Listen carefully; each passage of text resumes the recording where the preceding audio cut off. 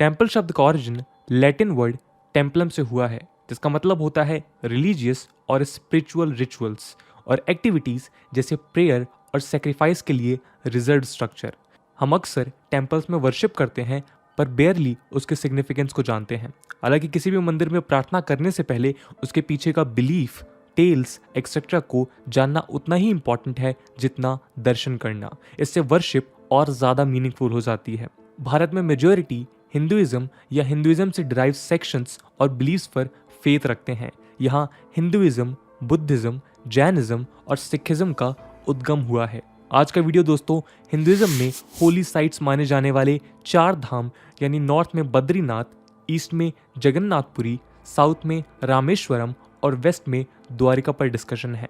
हम इन चारों धामों को एक एक करके डिस्कस करेंगे और हिंदुइज्म में इनके अनकम्पेरेबल और इनसेपरेबल इंपॉर्टेंस को जानेंगे। ये 4 Holi and honoured shrines Indian सब कॉन्टिनेंट के 4 कार्डिनल पॉइंट्स पर लोकेटेड हैं, जो माना जाता है कि लॉर्ड विष्णु द्वारा इंटीमेटली पसंद किए जाते हैं। ऐसा कहा और माना जाता है कि लॉर्ड विष्णु रामेश्वरम में स्नान करते हैं, पुरी में भोजन करते हैं, बद्रीनाथ में मेडिटेट करते हैं और द्वारिका में आराम करते हैं। इसलिए इन जगहों को 4 धाम कहा जाता है। इन चारों धामों को शंकराचार्य जी ने 8th सेंचुरी में स्टैब्लिश किया था।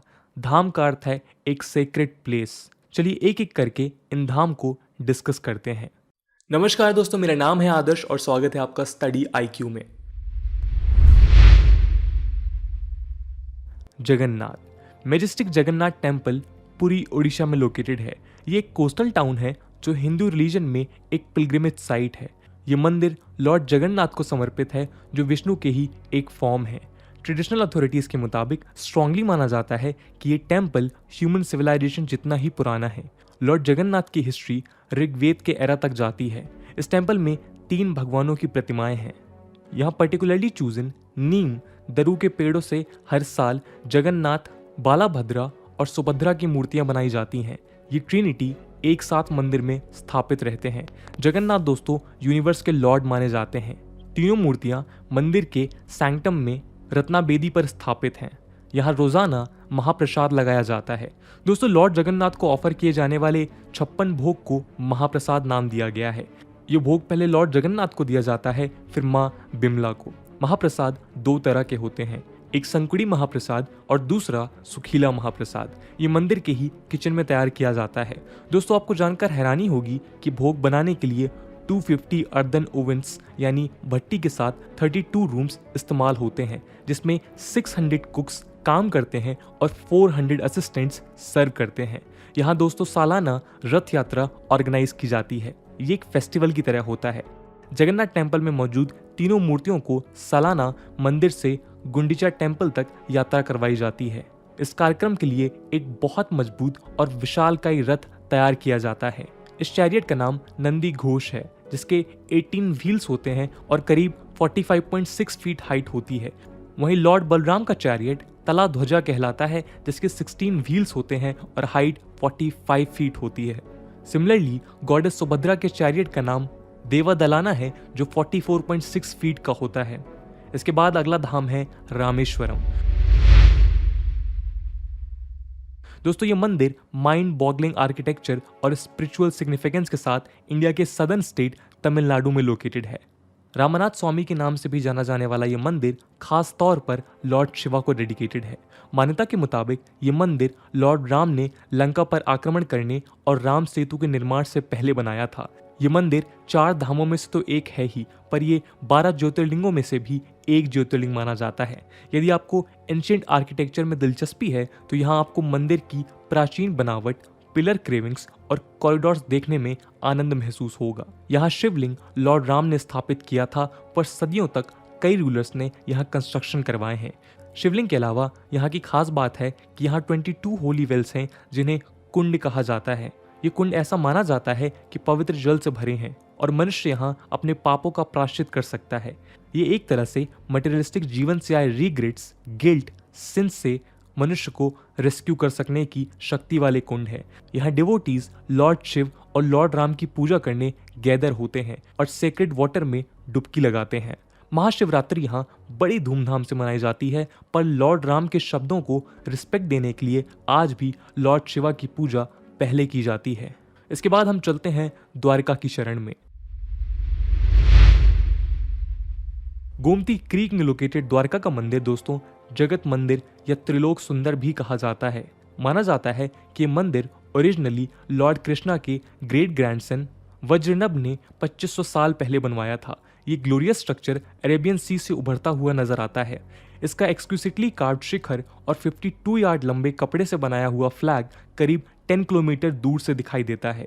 गोमती नदी के किनारे इस टेम्पल का ग्रैंड्योर 56 सीढ़ियों के कारण इनहैंस होता नजर आता है। ये मंदिर सॉफ्ट लाइमस्टोन से बनाया गया है और सैंक्टम, वेस्टिब्लू और एक रेक्टेंगुलर हॉल और पोर्चेस के कारण अद्भुत नजर आता है। यहाँ पिलग्रिम्स स्वर्ग द्वार से एंटर और मोक्ष द्वार से एग्जिट करते नजर आ सकते हैं। द्वारकाधीश मंदिर का लोअर पार्ट 16th सेंचुरी में बनाया गया था और कई क्लस्टर्स हैं जिनमें छोटे टावर्स हैं, उन्हें 19th सेंचुरी में बनाया गया था। टेम्पल्स का मुख्य हिस्सा 5 मंजिला है जो 100 फीट तक की हाइट टच करता है। इसके एक्सटीरियर में एक्सक्लूसिव क्रेविंग्स हैं जो मल्टी लेयर्ड मिथनिक इंटेंसिटी और एक्स्ट्रा ऑर्डिनरी कंटिन्यूटी दिखाती हैं।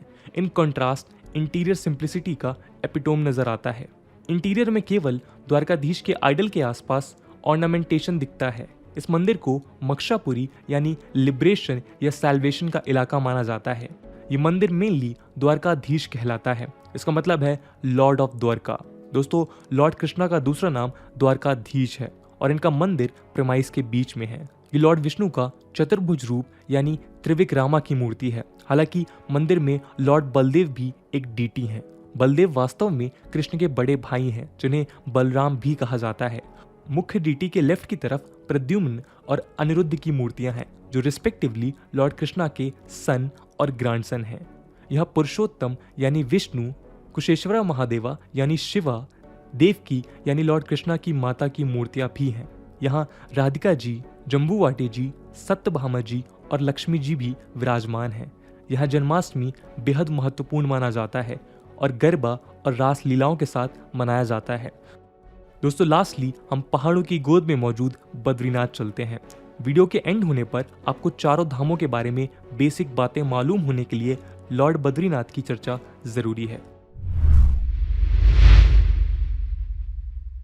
दोस्तों 4 धाम में शामिल बद्रीनाथ उत्तराखंड में लोकेटेड है। एंशिएंट बिलीफ के मुताबिक ये बताया जाता है कि यहाँ बद्री ट्री के नीचे लॉर्ड विष्णु ने 1000 साल मेडिटेशन यानी तपस्या की थी ताकि मानवता का उद्धार हो सके और तभी से ये लोकेशन सेक्रेड मानी जाती है। यहाँ उसके बाद लॉर्ड बद्रीनाथ का मेडिटेशन के पोज में एक मंदिर स्टैब्लिश किया गया था और यहाँ डिवोटीज को मेस्मराइजिंग और स्पेल बाउंड करने के लिए एनवायरनमेंट और स्पिरिचुअल पीस मौजूद है।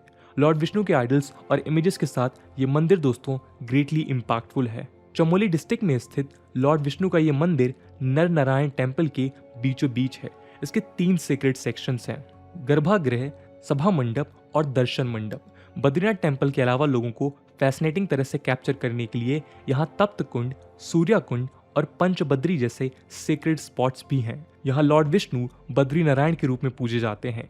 नर नारायण टेम्पल में मौजूद 1 मीटर ऊंची लॉर्ड विष्णु की एक मूर्ति को सालिग्राम कहा जाता है।